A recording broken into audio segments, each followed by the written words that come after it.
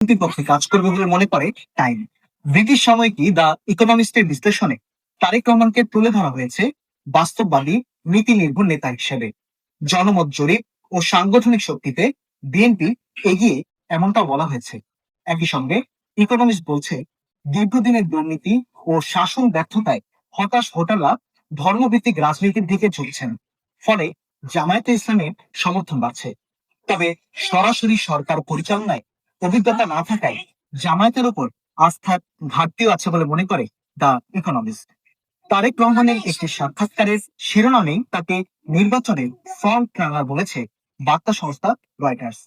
তাদের আরেকটি প্রতিবেদনে বলা হয়েছে, জনমত জরিপগুলো বিএনপিকে কিছুটা এগিয়ে রাখলেও উল্লেখযোগ্য সংখ্যক ভোটার এখনো সিদ্ধান্তহীন, যা জামায়াতে ইসলামীকে স্বস্তি দিচ্ছে। দ্য ডিপ্লোম্যাট তাদের সাক্ষাৎকার ভিত্তিক প্রতিবেদনে তারেক রহমানকে লাইকলি বাংলাদেশের নেক্সট প্রাইম মিনিস্টার হিসেবে উল্লেখ করেছে। অর্থাৎ বিশ্লেষকদের দৃষ্টিতে তিনি সরকার গঠনের ক্ষেত্রে সবচেয়ে এগিয়ে। ব্রিটিশ গণমাধ্যম বিবিসি নির্বাচন নিয়ে তাদের বিশ্লেষণে তারেক রহমানের নেতৃত্বে বিএনপির রিব্র্যান্ডিং এর কথা বলেছে। অর্থাৎ বিবিসির মতে নতুন মোড়কে জনগণের সামনে এসেছে বিএনপি। আন্তর্জাতিক এই গণমাধ্যম বলছে, বিএনপি নিজেদের এখন লিবারেল ডেমোক্রেটিক শক্তি হিসেবে তুলে ধরছে।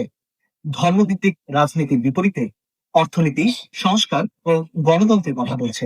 বিশ্লেষণ বলছে, নির্বাচনী দৌড়ে তারেক রহমানই এগিয়ে। শেষ কথা বলবেন ভোটাররা। তার অপেক্ষায় বাংলাদেশ।